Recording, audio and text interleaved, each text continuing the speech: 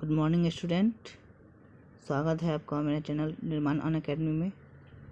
आज हम लोग पढ़ेंगे 10th के संस्कृत के मंगलम पाठ का ऑब्जेक्टिव। इसका सब्जेक्टिव और श्लोक का अर्थ मैंने पहले पढ़ा चुका हूँ। आज हम लोग पढ़ेंगे इसके ऑब्जेक्टिव के बारे में। तो जितना ऑब्जेक्टिव दिया हुआ है इससे बाहर नहीं पूछने वाला है, आप लोग बस इतना इसको याद कर लीजिए। पहला ऑब्जेक्टिव है मंगलम पाठ के रचनाकार कौन है। तो मंगलम पाठ के रचनाकार है महर्षि वेदव्यास। ठीक है। दूसरा है उपनिषद के रचनाकार कौन है। तो उपनिषद के रचनाकार स्वयं महर्षि वेदव्यास ही हैं। मंगलम पाठ कहाँ से संकलित है। तो मंगलम पाठ जो है उपनिषद से लिया गया है। ठीक है। और मंगलम पाठ में जो है किसके सिद्धांतों का वर्णन है। तो मंगलम पाठ में दर्शन शास्त्र के सिद्धांतों का वर्णन है। ठीक है। मंगलम पाठ में किसकी महिमा का गान है। मंगलम पाठ में परमात्मा की महिमा का गान है। 6 नंबर क्वेश्चन में आते हैं कि परमात्मा कहाँ रहते हैं। तो परमात्मा जो है सभी जगह रहते हैं, वे सभी जगह निवास करते हैं। परमात्मा सभी जगह निवास करते हैं। यह संसार किसके द्वारा अनुशासित है। तो यह संसार जो है परमात्मा के द्वारा अनुशासित है। उपनिषद जो है किसका अंतिम भाग है। 8 नंबर क्वेश्चन में देखेंगे हम लोग उपनिषद किसका अंतिम भाग है। तो उपनिषद जो है वैदिक साहित्य का भाग है। किसका भाग है। वैदिक साहित्य का।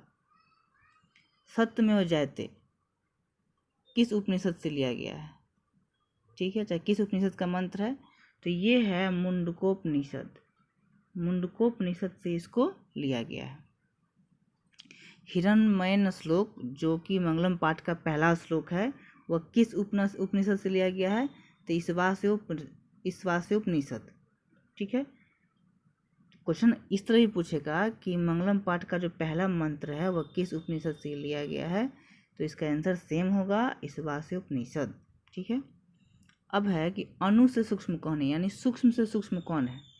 तो सूक्ष्म से सूक्ष्म है आत्मा और महान से महान भी है आत्मा। Question number 12।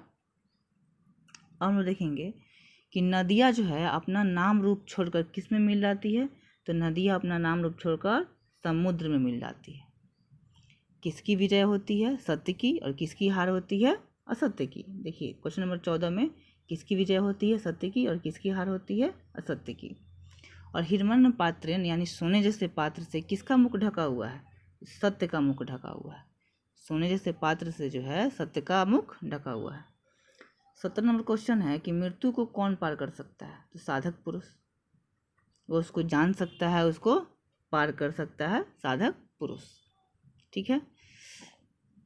अब है कि वहीं सत्य धर्म प्राप्ति के लिए हम क्या हटा दे, किस आवरण को हटा दे।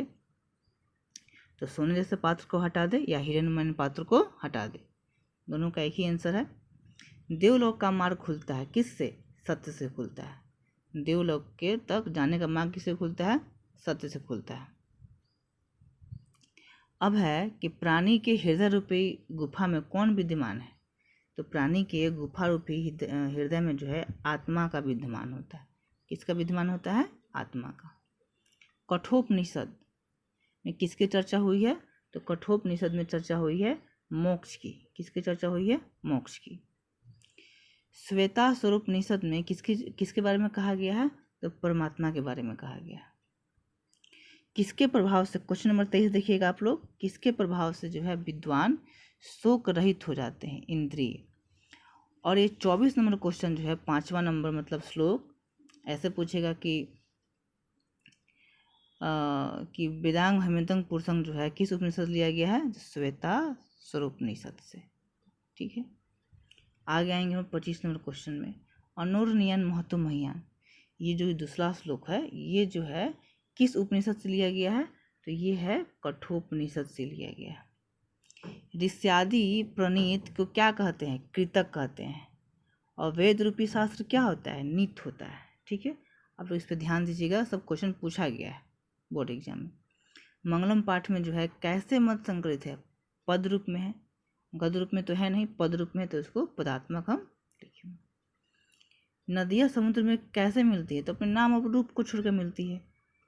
अब आगे है वेद कितने होते हैं। तो वेद होते हैं 4, वेदांग कितने होते हैं 6, उपनिषद कितने हैं 108, पुराण कितने हैं? 18। और सबसे प्राचीन वेद कौन सा है? ऋग्वेद है। और सबसे प्राचीन पुराण कौन सा है? मत्स्य पुराण है। ऐसा भी क्वेश्चन पूछेगा कि गायत्री मंत्र जो है किस वेद से लिया गया है? तो ऋग्वेद से लिया गया है, जो सबसे प्राचीन वेद है। ये कैसा वीडियो लगा आप लोगों को? इसके लिए आप लोग लाइक और शेयर जरूर कीजिएगा, अच्छा लगे तो। ठीक है, लाइक और शेयर जरूर कीजिएगा आप लोग। धन्यवाद।